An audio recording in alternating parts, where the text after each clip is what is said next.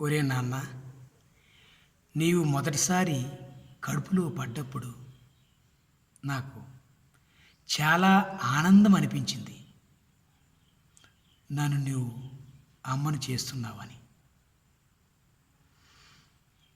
నువ్వు కడుపులోంచి ఊపిరాడక అటు ఇటు తిరుగుతూ ఉంటే నాకు చాలా ఉత్సాహంగా అనిపించింది. నువ్వు చాలా చురుకైన వాడవని. నన్ను చీల్చుకుంటూ ఈ లోకానికి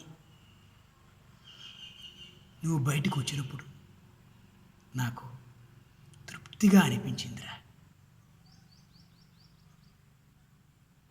నీవు నా ప్రతిరూపానివని. నీవు నా రక్తాన్ని పాలుగా చేసి త్రాగుతూ ఉన్నప్పుడు నాకు చాలా ఉత్సాహంగా మనసుకు కలిగిందిరా. నువ్వు అందరికన్నా బలవంతుడు కావాలని. నువ్వు తప్పటడుగులు వేస్తూ ఇల్లంతా తిరుగుతూ ఉంటే నాకు చాలా సరదాగా అనిపించిందిరా. నీవు నీ కాళ్ళ మీద బ్రతకగలవని. నీవు అడుగులు కాస్త దూరం దూరమై చదువుకోవడానికి పాఠశాలకు వెళితే నాకు ఆశీర్వాదించాలని అనిపించిందిరా. నువ్వు గొప్పవాడు కావాలని. నీ జీవన ఒత్తిడిలో పడి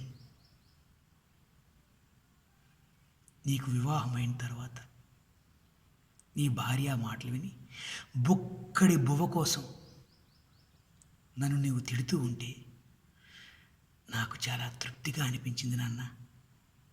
నాకన్నా ప్రేమగా చూసి ఒక ఇల్లాలు నీకు దొరికిందని, ఒక ఇంటి అమ్మాయి నీకు దొరికిందని.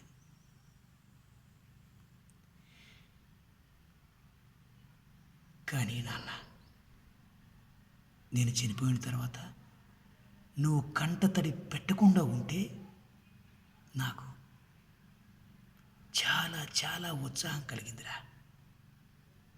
నువ్వు జీవితంలో ఒడిదుడుకుల్ని తట్టుకొని నిలబడగలవని. కానీ నాన్న, ఇప్పుడు నాకు భయం వేస్తుందిరా.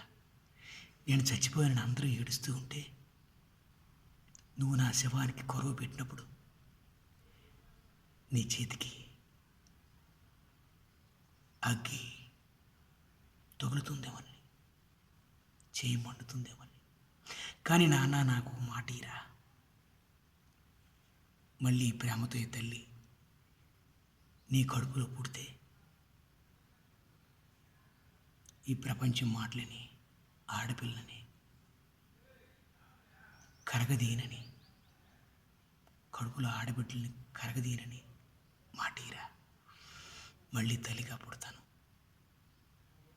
నీ కూతురుగా పుట్టి తల్లిగా సేవ చేస్తాను. ఉంటాను నాన్న. హాయ్ ఫ్రెండ్స్, ఇదే మన మదర్స్ డే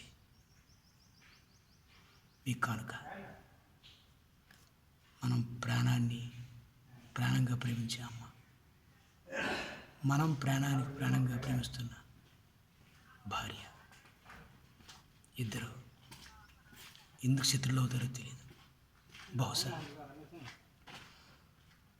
మనకు అమ్మకు సేవ చేసే పుణ్యం ఆ దేవుడు ఇవ్వలేదు, లేదా మన నాన్నమ్మని మన అమ్మ చక్కగా చూసుకోలేదో తెలియదు.